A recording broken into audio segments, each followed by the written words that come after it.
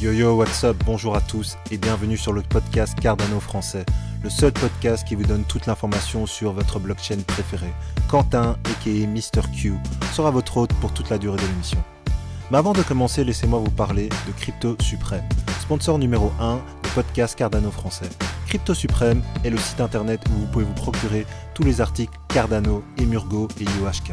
Que ce soit des vêtements, des pièces de collection ou des articles de bureau, vous trouverez sur le site cryptosupreme.net les meilleurs produits, les meilleurs prix et le meilleur service. Avant que j'oublie, aucune information donnée dans le podcast ne doit être prise comme un incitatif à investir dans le projet Cardano. Il est toujours mieux de faire ses propres recherches avant d'investir dans n'importe quel placement financier. Bonjour à tous et bienvenue sur le podcast Cardano français. Joyeux Halvening à tous les Bitcoin maximalistes et à toute la communauté blockchain. Vous savez, à l'inverse de beaucoup de mes confrères, j'ai beaucoup de respect pour Bitcoin et les maximalistes. J'ai peut-être même beaucoup plus de respect pour eux que pour toutes les autres blockchains, à part Cardano bien entendu. Parce que pour moi, Bitcoin est comme la Genèse. Cela représente la création d'un tout nouveau monde et bien sûr, tout n'est pas parfait avec Bitcoin. Mais ce que je trouve le plus incroyable, c'est que malgré les personnes qui le critiquent et les personnes qui l'admirent, Bitcoin est Bitcoin et il restera Bitcoin jusqu'à la fin des temps. À condition que Satoshi reste dans l'anonymat, mais ça c'est un autre débat. Donc le halvening était lundi dernier vers 14h heure de Québec et comme le 31 décembre 1999 à 23h59, eh bien rien de majeur ne s'est passé. Toutes les personnalités du monde de la crypto, les youtubeurs, les investisseurs et les évangélistes ont beaucoup parlé avant l'événement.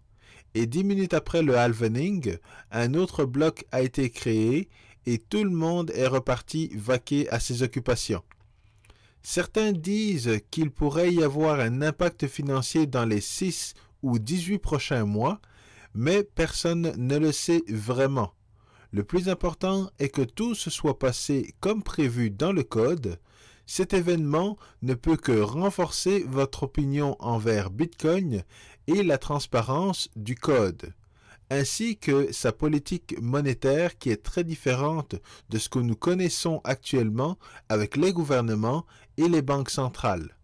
Alors le prochain événement sera dans 4 ans et j'espère très fort être encore en vie pour revivre ça. Alors, c'est enfin arrivé, j'ai eu le temps de faire mon review d'Ethereum 2.0 et cela coïncide avec la sortie du Haskell Testnet pour la famille et les amis. Mais il n'y a aucune coïncidence là-dedans.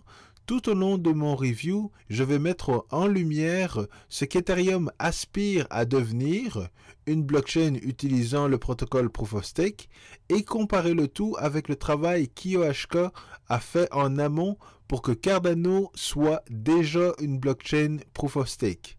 Et laissez-moi vous dire que j'ai eu beaucoup de fun à comparer les deux blockchains.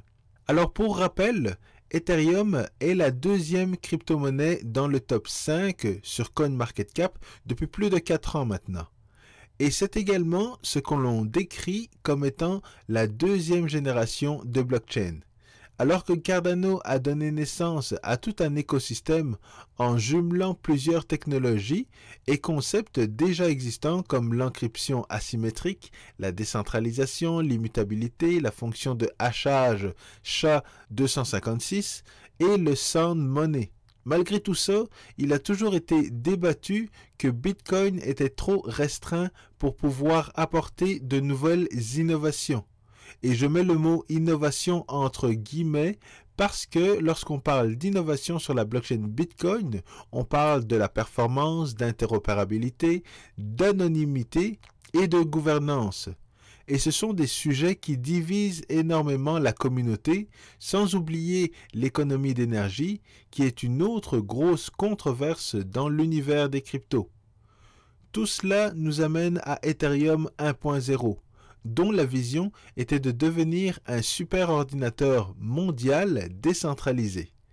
Ethereum a été défini comme une révélation pour plusieurs entrepreneurs et investisseurs, Mais pour les bitcoins maximalistes, Ethereum est la plus grosse arnaque de tous les temps.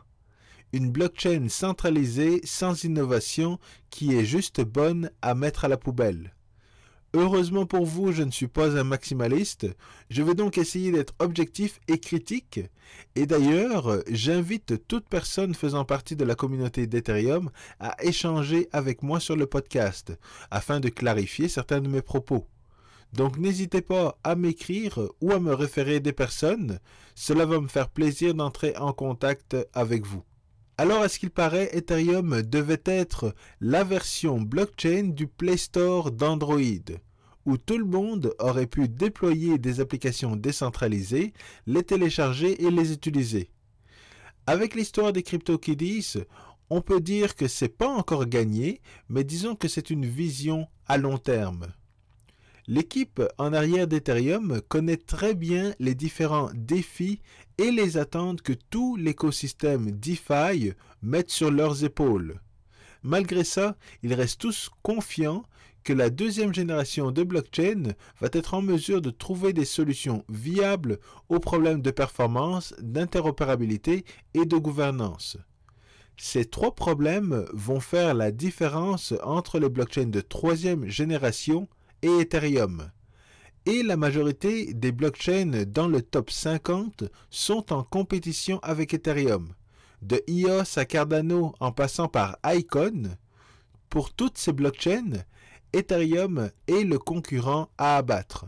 Mais comme je le précisais, Ethereum a un plan pour garder sa place de leader des plateformes d'applications décentralisées. Ethereum dépasse de loin toutes les autres plateformes en termes d'applications développées sur sa blockchain, en termes de développeurs, en termes de valeur monétaire sécurisée sur les contrats intelligents, et le montant des applications DeFi est de loin supérieur au market cap d'Ethereum et peut-être même de Bitcoin. Et pourtant, Vitalik semble être aussi zen que le Dalai Lama. Mais à quoi s'attendre avec Ethereum 2.0 ? Tout d'abord, la transition vers le protocole Proof of Stake qui s'appelle Casper. Lorsque j'ai plongé dans le monde des cryptos en 2017, on parlait déjà de la migration d'Ethereum avec Casper, Plasma et Raiden. Mais cela devenait difficile de suivre la roadmap avec les ICO, la folie du Bitcoin et les différentes phases comme Metropolis ou Constantinople. 3 ans plus tard, Ethereum utilise toujours le protocole Proof of Work, donc nous n'avons pas manqué grand-chose. Tout comme pour Cardano, les personnes voulant générer des blocs avec le nouveau protocole devront staker ou bloquer 32 Ethereum. Vous avez bien entendu 32 Ethereum, ce qui revient à $6 000 US ou à 5 500 €. Ce n'est pas un montant astronomique, mais c'est quand même 6000 fois plus que Cardano. Et il se pourrait que le retour sur le staking soit de 14% par année, ce qui est très attrayant pour Ethereum. Au départ, Vitalik avait pensé pouvoir développer un protocole hybride 50% Proof of Work, 50% Proof of Stake. Mais finalement, l'équipe d'Ethereum ont choisi une autre approche. Ils ont décidé de partir sur une Beacon Chain, qui est une chaîne parallèle à la main chain d'Ethereum. La Beacon Chain fonctionne avec le protocole Proof of Stake afin que les validateurs puissent générer des blocs et les propager sur la main chain. C'est donc la phase 0 d'Ethereum 2.0. Cardano, de son côté, a décidé de créer un ITN ou un Incentivized Testnet qui était un environnement complètement à part, où tout le monde pouvait participer à la création d'un stake pool ou à la délégation de ses ZEDA. Bien sûr, il fallait participer au snapshot, mais avec 100 € ou 100 $, vous pouviez participer au protocole Proof of Stake et gagner des ZEDA en récompense. Dans son développement, pour augmenter la performance, Ethereum a également sa version de Basho. Seulement, il n'y a pas de documentation scientifique ou académique permettant de valider la logique ou la rigueur du protocole. Le sharding, ou la division du réseau en sous-réseaux, est la phase 1 d'Ethereum 2.0.